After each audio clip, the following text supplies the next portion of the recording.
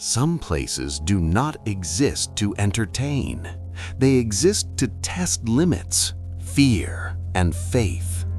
Some places charge only money to let you in, but demand something far more valuable to let you leave. There were 8 friends, looking only to have fun. They traveled together in a van, enjoying their end-of-year vacation. Music played loudly. Laughter filled the vehicle. Everyone sang along, carefree, as if nothing could go wrong. Their destination was a town far from everything else, a place known for a famous park, and according to rumors, a haunted one. No one believed the stories. Just made-up tales to attract tourists, that's what they said. When they arrived in town, something already felt off. They weren't the only visitors. The streets were crowded. The park's parking lot was full. Too many cars for such a remote place. Still, they moved forward. They parked the van and walked toward the entrance line. That's when they saw the sign. Lit by weak floodlights, almost flickering, the paint was worn, the letters unnaturally large. Pay to enter and pray to leave. No one knew exactly when the park had been built. There was no official website, no old pages, no reliable records. Its promotion existed only through ads scattered across obscure forums and alternative social media. The most real horror experience of your life. Nothing is staged. Nothing is safe. They laughed. They were college friends, skeptical, used to challenges.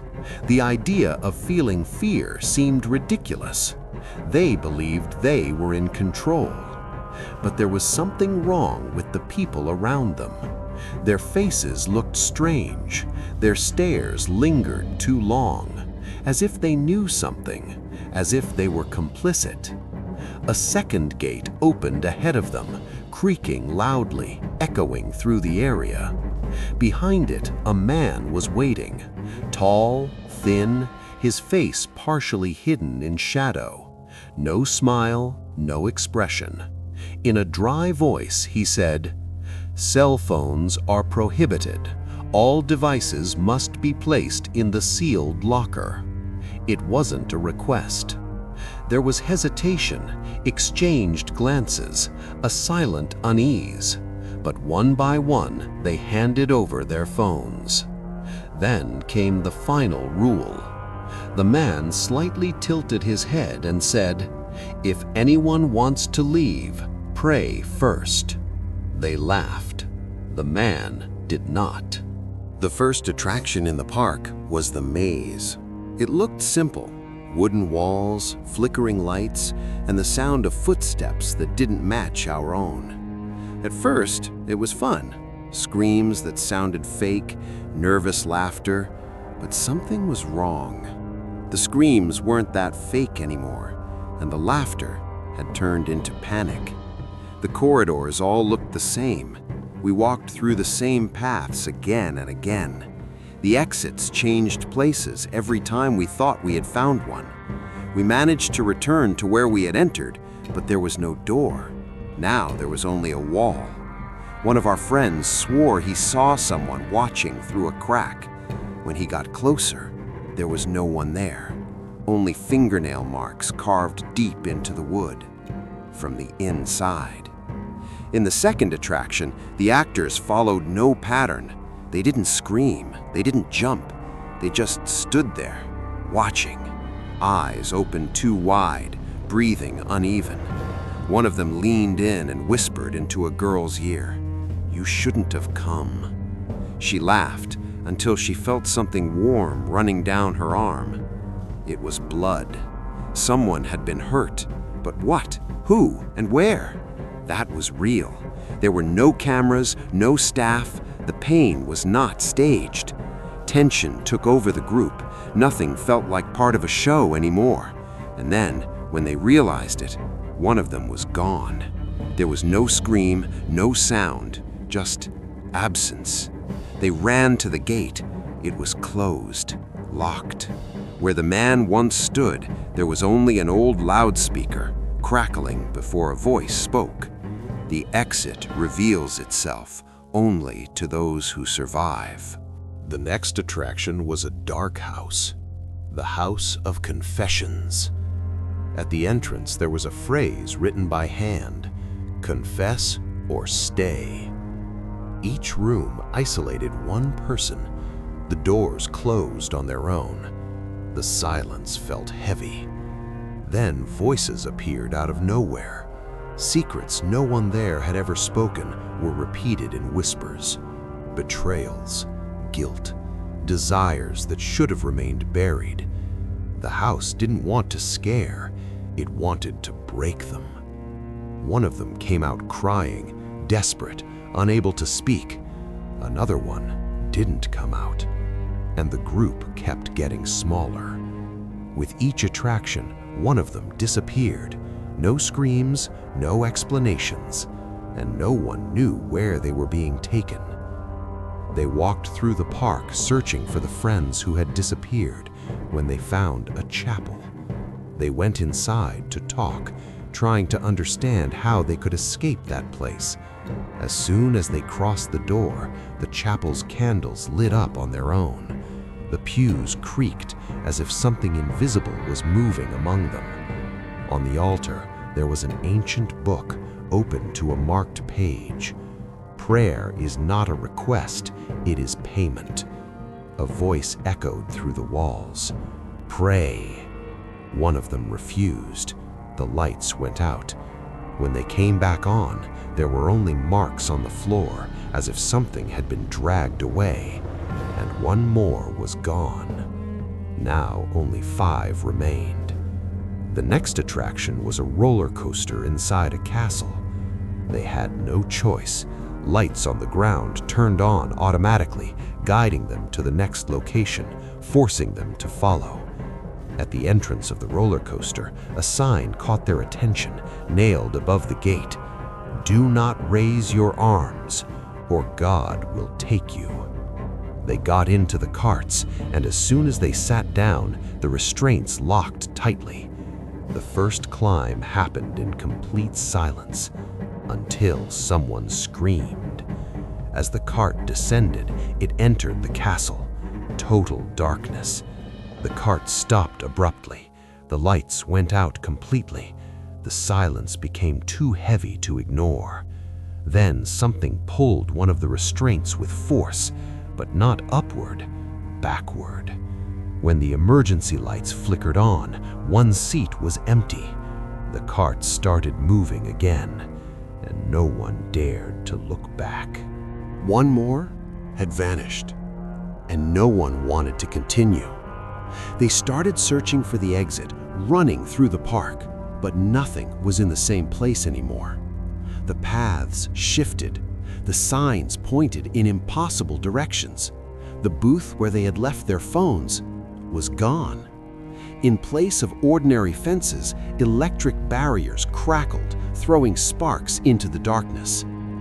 Panic took over. They screamed, called out their friends' names, begged. Then a siren began to echo throughout the park. Loud, constant, impossible to ignore. Red lights turned on along the ground, forming a path. They knew it led to another attraction. They tried to resist, tried to run in the opposite direction. But strange noises emerged behind them. Footsteps moving far too fast, breathing too close. With no choice, they followed the siren, until they stopped in front of a structure covered in cracked mirrors. The entrance was narrow.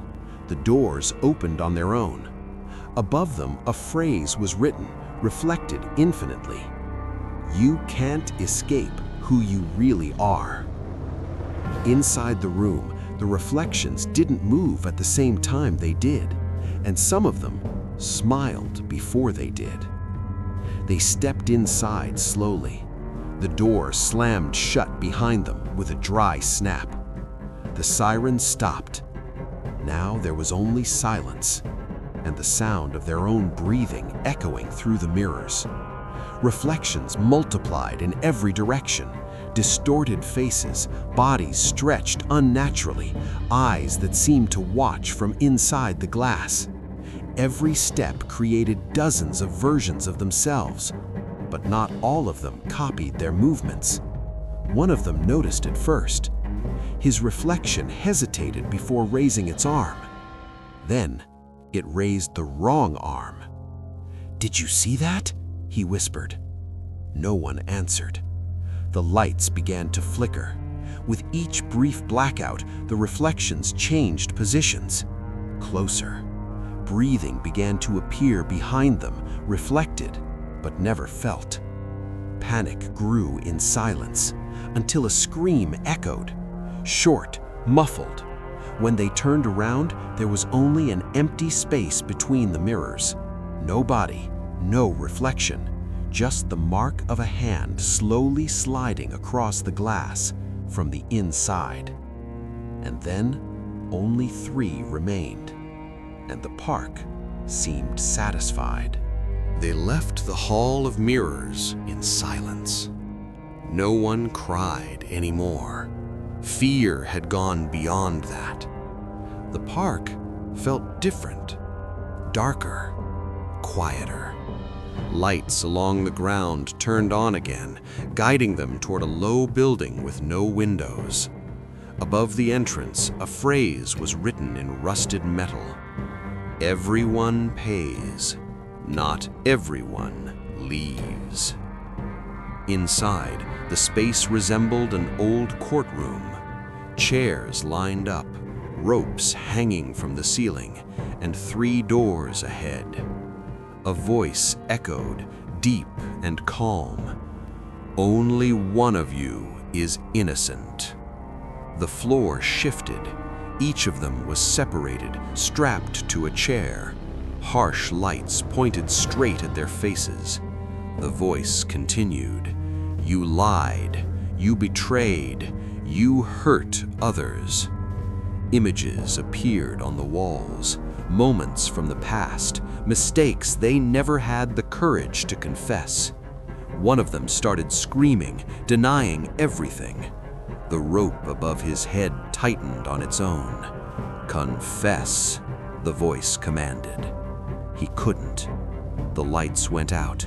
When they came back on, one of the chairs was empty. The rope swayed slowly, and only 2 remained. Exhausted, injured, unsure if they were awake or trapped in a nightmare. They found an exit, a glowing door. Before crossing it, one last sign: "You do not leave the same." One of them stepped through, the other hesitated and heard footsteps behind him. The survivor emerged at dawn, alone, covered in blood that wasn't all his. The police never found the park again. At the indicated location, there was only an empty clearing. No gate, no road, no signs of construction. But sometimes, on certain nights, a sign appears by the roadside, dimly lit, waiting for the next group. So if one day you come across a place like that, remember, they don't want your money. They want your fear, your guilt, your faith. Because some places, they don't need victims. They need visitors.